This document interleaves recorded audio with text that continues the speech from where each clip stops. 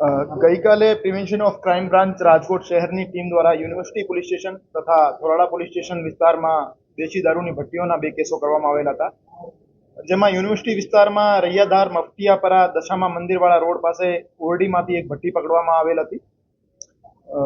University police સ્ટેશનના PSO દ્વારા FIR online કરવાની કામગીરી દરમિયાન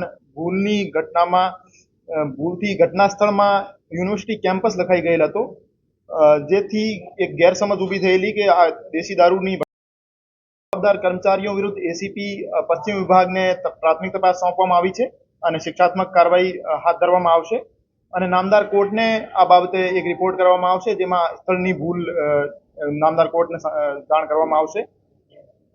એફઆઈઆર ઓનલાઈન થયા પછી એમાં સુધારા વધારા થઈ શકતા નથી, એના લીધે કોલમ નંબર 5ની ભૂલ સુધારી શકતી નહીં. બાકી આ પૂરી સમગ્ર ઘટનાક્રમમાં યુનિવર્સિટી કેમ્પસમાંથી કોઈ પણ પ્રકારની કોઈ ભટ્ટી પકડવામાં આવેલ નહીં હતી. ખરેખર આ રૈયાધાર વિસ્તારના મફતિયાપરામાંથી એક ભટ્ટી નો કેસ કરવામાં આવેલ હતો.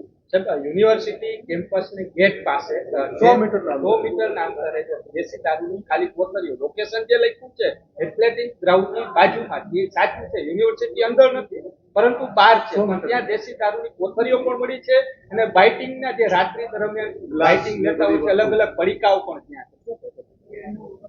આમાં અવારનવાર આ વિસ્તારમાં રૈયાધાર વિસ્તારમાં દેશી દારૂની ભટ્ટીઓના અને દેશી દારૂના કેસ કરવામાં આવે છે, તો મે બી ત્યાં ખાલી કોથળીઓ મળી આવી હશે.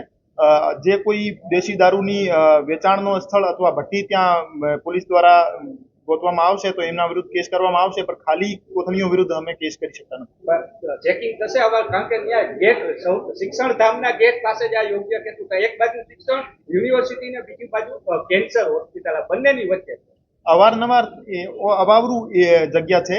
આ એરિયામાં અવારનવાર કેસો કરવામાં આવે જ છે.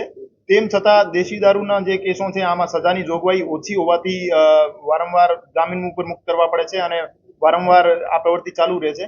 પણ તેમ છતાં જ્યારે પણ પોલીસને એવી વસ્તુ ધ્યાનમાં આવશે તો કેસો કરવામાં આવશે.